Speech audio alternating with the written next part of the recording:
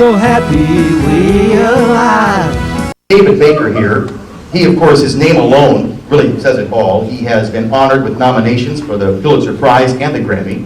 Mr. Baker's received the Downbeat Magazine's New Star Award, Lifetime Achievement Award, Jazz Education Hall of Fame Award, the National Association of Jazz Educators Hall of Fame Award, and the National Endowment for the Arts American Jazz Masters Award. Mr. Baker serves as a conductor and the artistic director of the Smithsonian Jazz Masterworks Orchestra. He is past president of the International Association of Jazz Educators, president of the National Jazz Service Organization, and senior consultant for music programs for the Smithsonian Institution. Yeah. I'm feeling like an underachiever at this point. To his credit, there are now more than 2,000 compositions, including jazz, symphonic, and chamber works. Other publications include 65 recordings, 70 books, and 400 articles. David is a distinguished professor of music at the School of Music, chair of the Department of Jazz Studies, and adjunct professor of the African American and African Studies Department at Indiana University. And in 2001, no surprise, he was honored as an Indiana Living Legend. Please put your hands together for David Baker.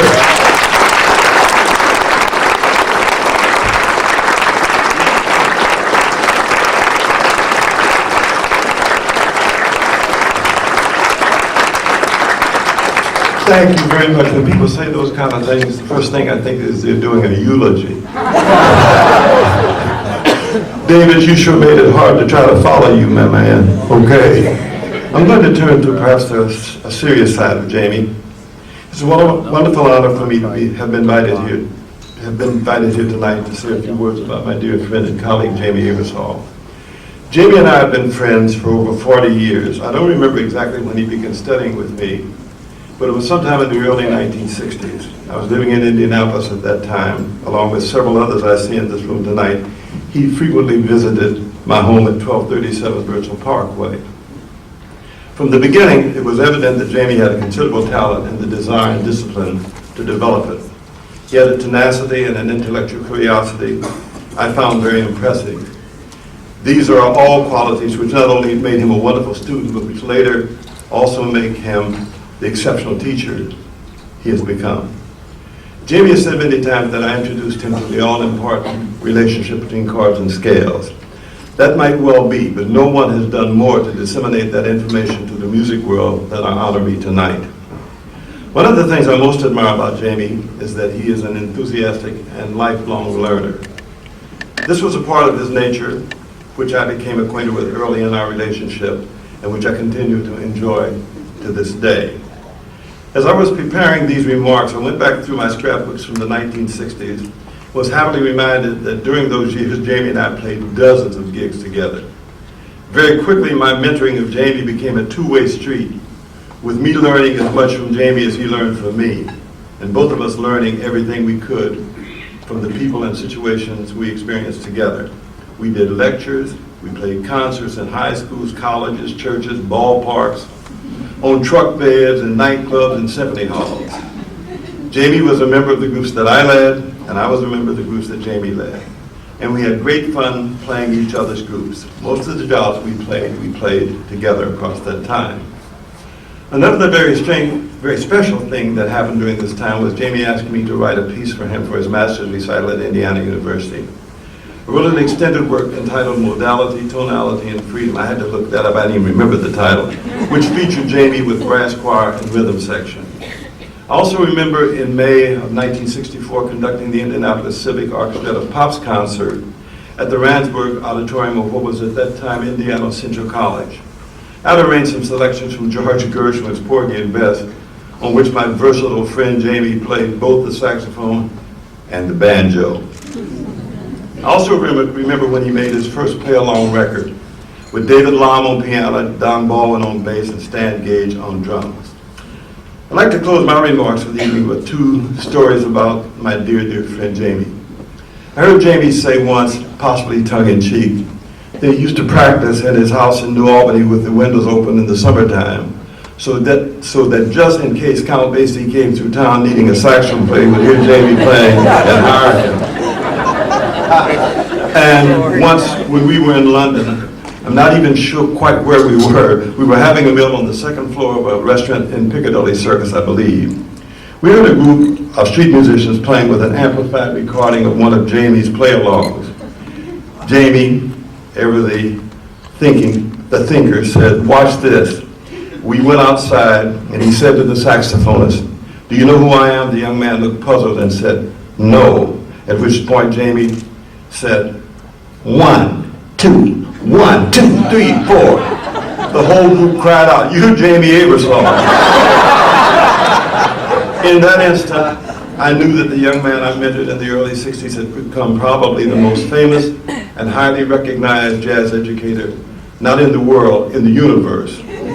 Thank you, Jamey, for being such a dear friend and colleague, and congratulations on this wonderful tribute this evening. We all love you very much.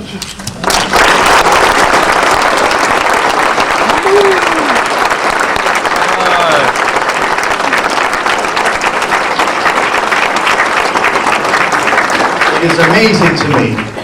The guy has no bongo, no beret, and yet he's so much cooler than I am. Isn't that guy cool? You can tell a jazz man 100 yards away. Yeah, make some noise again, please.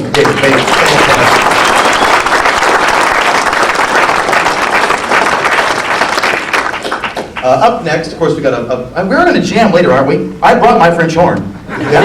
Okay, good.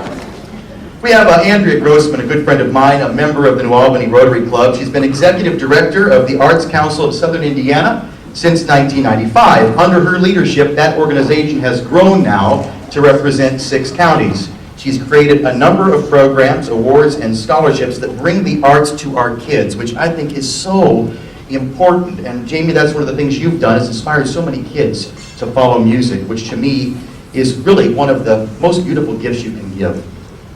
Andrea is also on the faculty of the music department at IUS, where she teaches music theory, and occasionally you tickle the ivories, don't you? I do. See, another jazz term, folks. The 88s, it means piano. Now, like Jamey, Andrea has a commitment to arts education and recognizes the value of introducing, again, music and the arts to our kids. Please welcome Andrea Grossman.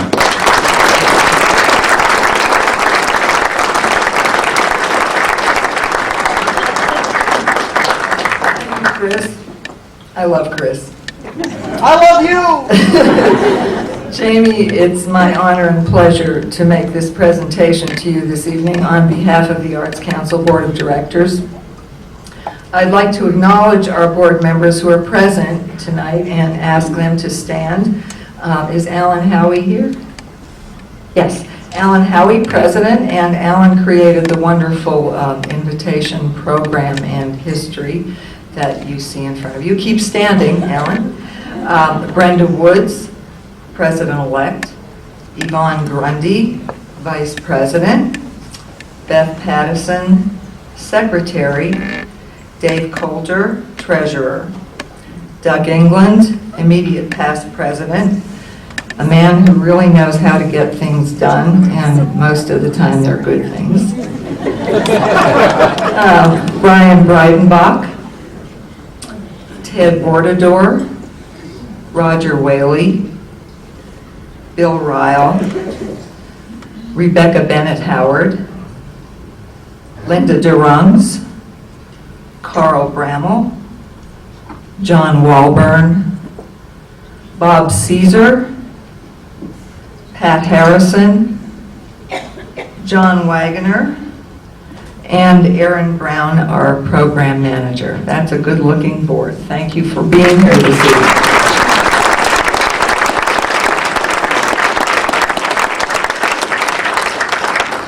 On behalf of the board, I want to thank you, Jamey, for choosing the Arts Council to share in the proceeds from this event.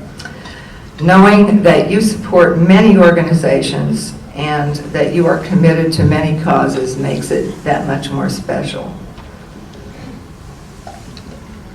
What most people don't realize is that to have Jamey playing jazz in the schools